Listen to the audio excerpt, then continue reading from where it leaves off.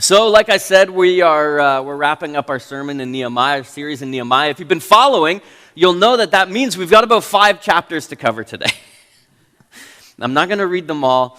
There's a lot going on, and so we are going to spend a little bit of time in chapter 13. And so, if you've got a Bible, if you got a phone, pull up chapter 13. We're going to get there eventually. But I've really enjoyed this series. I've really enjoyed this book. I hope you have as well. Again, you don't have to answer that.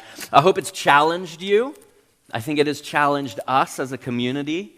I hope that it has been good for us as a community, right? Especially right now, in a season that feels like a season of rebuilding, in a season where we're stepping into something new, in a season where there is a lot for us as we move into this year ahead. It's been good, I think, to settle into a story that focuses on rebuilding and on God's call in us and through us to rebuild as a community, but not just as a community for ourselves, as a community for the world. I think it's helped us to learn to see vision and to share vision. I think it's challenged us to do the work together, to realize that you have to be in it, shoulder to shoulder, person to person, family to family. I think it's helped us identify maybe a little bit of opposition and learn to talk about resisting it when it comes, internally, externally. And I hope it's encouraged us toward this picture, like we talked about last week, of learning to celebrate again.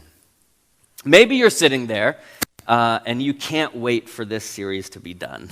Maybe you're sitting like, well, maybe the next thing will be good. The next thing is Easter, so the next thing is going to be good, just because of the goodness of the story, just because of the goodness of the narrative. We're actually going to turn from now toward Easter and draw into alignment with the family time videos. And so we're going to be pulling from the life and the teaching of Jesus as we move toward Easter. We're going to celebrate Holy Week together, and we're going to lean into the message of Good Friday and Easter Sunday. That's the next thing, if you've been wondering. Regardless of where you land on this series in Nehemiah, I do think that the ending is strong. I do think it ends very sort of firmly with a good message for us, but one that isn't like all happiness and celebration. It would have been really easy to end the series last week. Like, let's all learn to celebrate again. It's a happy message. Nehemiah 13, it takes a little bit of a turn, but I think it is the realistic ending to the story. And for us, a realistic challenge as we move forward. So what's going on? If you've been with us for the whole series, this is just going to be a little bit of a recap. But in the beginning of the book, Nehemiah sees a need. He is working as a cupbearer to the king. King's name is Artaxerxes. We're going to come all the way full circle back to him during this message. Sees a need. The walls around Jerusalem are destroyed, broken, crumbled. People aren't quite sure what to do. So Nehemiah leaves his job as cupbearer, goes and rebuilds the wall. He motivates and leads the people in a rebuild. They kind of join in shoulder to shoulder and they do the work. There's opposition. It comes externally. People don't want them to succeed. Internally, there's distraction and a whole bunch of kind of internal conflict that happens. They persevere and they accomplish the task. They rebuild the wall. It takes like 52 days. It's record time. The wall is complete.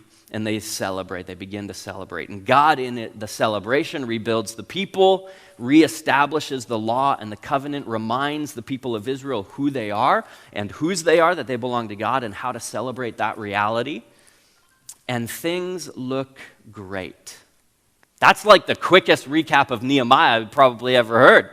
Things look great. There is reason to celebrate. The wall is rebuilt. The people are partying. They actually relearn how to hold festivals again, festivals that turn their minds and their attention and their affection toward God. And so Nehemiah looks and he says, okay, my job here is done, and he returns to his position as cupbearer to the king. It wasn't just a few weeks at this point, though. It wasn't even just a few months. Nehemiah stays in Jerusalem to make sure that everything is going well for 12 years. And then after that 12th year, or in the 12th year, he honors his commitment to Artaxerxes, to the king, which was that he would return when things were done in Jerusalem. And that's where we're going to read. That's where we're going to pick up the story. So in 13... I'd like to read a few verses, not the whole chapter, but I think it's about 20 verses.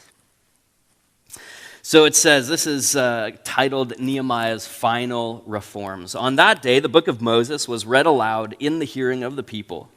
And there it was found written that no Ammonite or Moabite should ever be admitted into the assembly of God, because they had not met the Israelites with food and water, but had hired Balaam to call a curse down on them. Our God, however, turned the curse into a blessing. When the people heard this law, they excluded from Israel all who were of foreign descent. Before this, Eliashib, the priest, had been put in charge of the storerooms of the house of our God. He was closely associated with Tobiah, and he had provided him, that is Tobiah, with a large room formerly used to store the grain offerings and incense and temple articles, and also tithes of grain and new wine, olive oil, prescribed for the Levites, the tribes of priests, musicians, and gatekeepers. These are all people who would lead worship, who would have been involved in leading public worship, as well as the contributions for the priests. But while all this was going on, I was not in Jerusalem, for in the 32nd year of Artaxerxes, king of Babylon, I had returned to the king. Sometime later, I asked his permission again and came back to Jerusalem. Here I learned about the evil thing Eliashib had done in providing Tobiah a room in the courts of the house of God. So this just runs counter to the commands that God has given.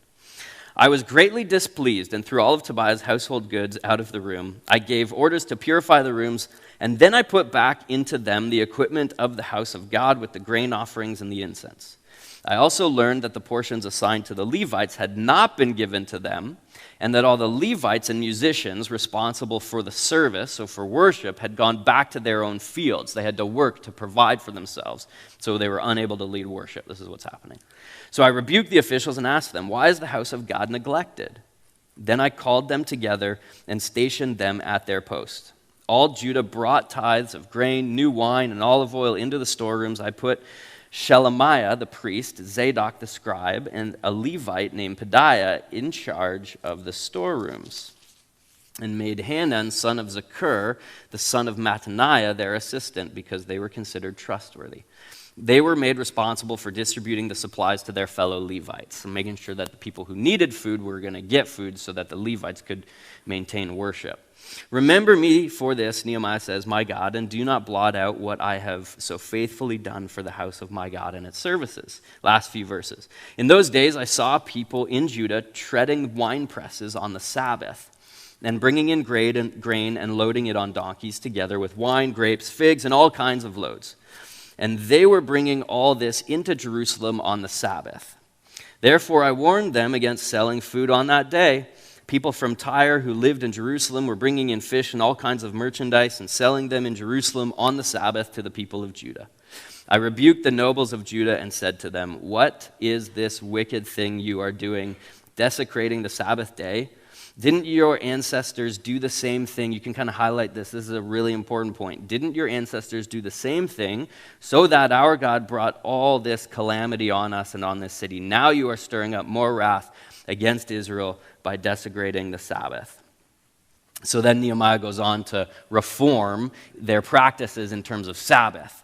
We're not going to read to the end of the chapter, but Nehemiah goes through basically the practices that have been happening in Jerusalem that run counter to the law of God. And for every practice that he sees that runs counter to the law, he brings in this correction and says, not this way, but that way. And so kind of case by case, issue by issue, thing by thing, practice by practice, Nehemiah works through the people and reforms them, continues to call them back into alignment with the law of God. And so that's kind of the way the book ends. It's this anticlimactic, a little bit of like a downer type of last chapter.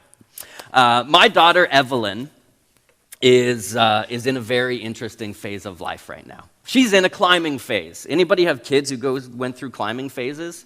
Yeah, help me after, okay? She climbs everything. And I mean like everything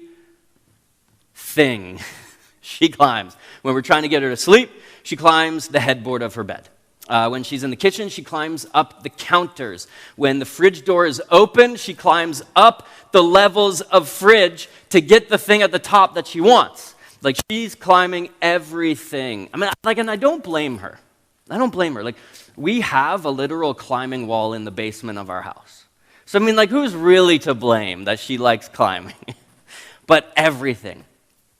Last week, Connie sat her down and told her, like, Evie, you can't climb everything. You can't climb on the rocking chair, right? You have to sit on it. You can't climb on the piano. You can't climb on the arm or the back headrest of the chair. Like, you're going to fall and you're going to hurt yourself, kid. Like, looks her in the face, gets down to her levels, like, Evie, you can't keep doing these things. She leaves the room, Connie leaves the room, comes back, and Evie is literally climbing from the arm of the chair onto the rocking horse and reaching up to the keyboard of the piano. And Connie sees her just in time for her to fall and hit her head. No, it wasn't bad. She was fine. But she fell. And I can't help but think that that's a little bit of the way that Nehemiah must have been feeling when he looks back at Jerusalem after having left and thinks to himself, like, you leave for 1 minute and everybody's climbing on the piano. It's kind of what is happening. Everything is rebuilt in Jerusalem. People return home. Much of the chapters that we move over, like 10, 11, 12, 13, they tell the story of people returning home because it is rebuilt. Ezra reads from the law. We read this. Reminds the people of their covenant with God. There is celebration. There are festivals. There's energy. There's momentum. Like, people commit themselves to living in right relationship with God. There's actually this whole chapter where a law is read and people say, we commit ourselves to this. And then another law is read and the people say, we commit ourselves to that too. All of this happens, and then Nehemiah leaves and everybody is just hopping back into the old way of living. Some of the things that we saw, the temple is neglected and worship isn't happening. People aren't taking care of one another again. Everybody is working on the Sabbath. There's more that we're not going to go into detail on. People are marrying relatives and people who they probably shouldn't be. And it's easy to get sucked into the detail of each and every way in which the people in Jerusalem disobey the law. And I don't want us getting hung up on those details. But I do want us to lean into what they represent, what they mean. Because in the life of Israel, we see this pattern emerge. In the life of Israel, it's this life of faithful following after God and after what God commands and what God asks and where God leads. And you see these moments of tremendous faithfulness in the life of Israel. People go, people obey, people celebrate, people do the work that they are called to do. And then inevitably, over time, they forget God. And that's a common refrain throughout the Old Testament. Israel forgets God. Israel forgets the commands that they were given, and they in turn forget who they are. And it's in that forgetting that they lose sight of God. It's in that forgetting that they lose sight of who they are meant to be. It's in that forgetting that they start doing things that they probably shouldn't be doing and start working themselves away from alignment with God and with the life that God has called them to live. And isn't that kind of the way of every single human being? We're called into this relationship with God. And maybe we live in it for a little while.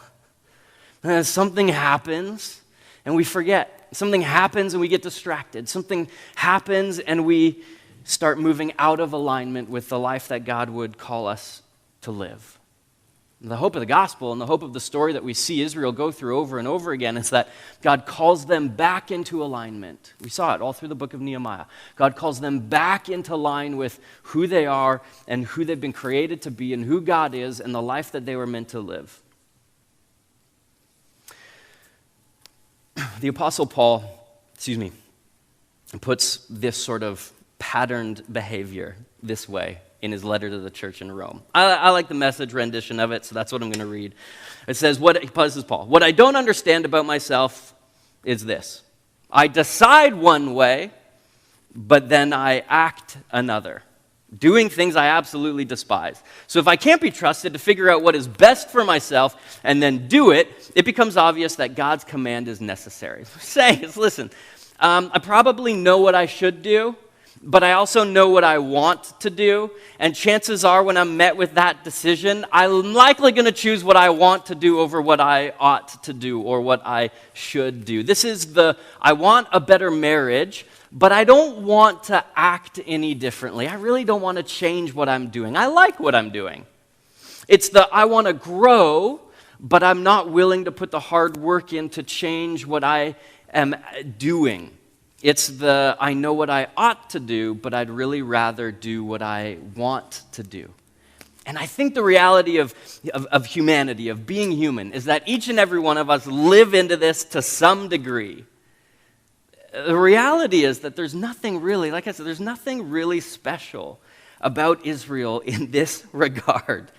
They're certainly not any worse than anybody else. In fact, they kind of represent in this pattern all of humanity.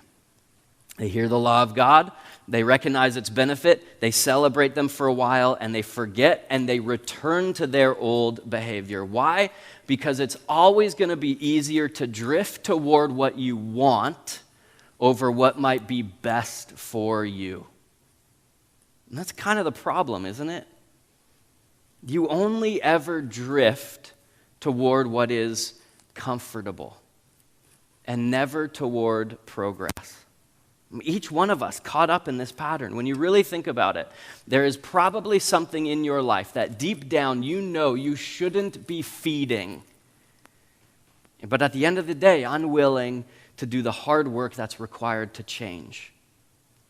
And that, I believe, is the beautiful way about how the book of Nehemiah ends. When Nehemiah hears about all that's happening in Jerusalem, again, like he returns, so he has to go back to Artaxerxes and say, well, can I please go back again? I've still got some work to do. And I've got to admit, like there's a small part of me that when my kid falls off that piano or rocking horse or table or chair or kitchen or fridge, like whatever she falls off, there's a little small part in the back of my head that says, like, the kid, I told you so. We kind of told you this would happen. And Nehemiah doesn't return with any of that spirit.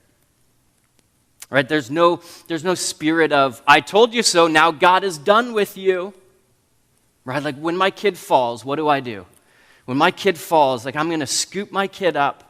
I'm going to wipe away my kid's tears. I'm going to put ice on her head. I'm going to calm her heart.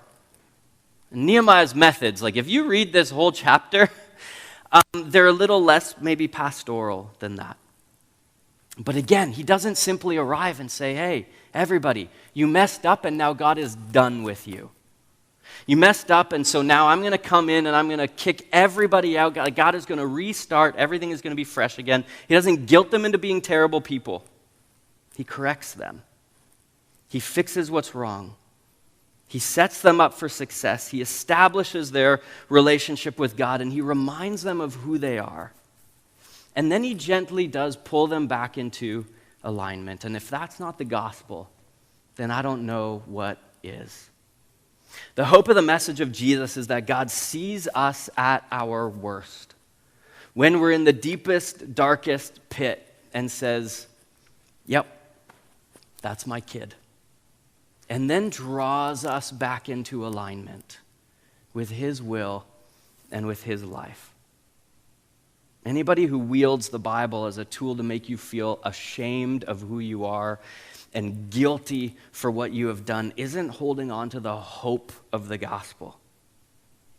It doesn't mean that you're not going to be convicted. It doesn't mean that we can do exactly what we want. It doesn't mean that there won't be seasons where we are called into change. It doesn't mean that we won't need correction or direction, but the heart of God for the world is that it would be rebuilt in a way that reminds people of who they are and whose they are. All through the rebuild, I hope what you've seen is that Ezra and Nehemiah and the spiritual leaders, the political leaders, and God acting in and through the community is rebuilding with a purpose, toward a purpose, to help remind the people in Jerusalem that they are God's people. to restore a relationship between the people and their Creator. And the heart of the gospel, the mission of the church, and what God wants to see happen in your life is that you would also be reminded of who you are and of whose you are. A child of God, loved by your Creator. And so as we continue to rebuild, as we continue to reach those in the world, we are going to need constant reminder of who we are. There are going to be days where maybe we become distracted. There may even be days where there is conflict. There's probably going to be days where we're not 100% sure what is happening or what is next. But the reminder of the final chapters in Nehemiah is that really at the end of the day, the work is never done. The work for the people in Jerusalem was never going to be done. It's always going to be about living into who God calls them to be. And the work for us as the church is equally never going to be done. It's to live into who God calls us to be in the world. Why? Because there are people out there who don't know the love of a Creator. There are people who haven't experienced His grace. There are people who don't know hope. And in fact, there are people who have experienced exactly the opposite of those things in and through people who claim to be followers of Jesus.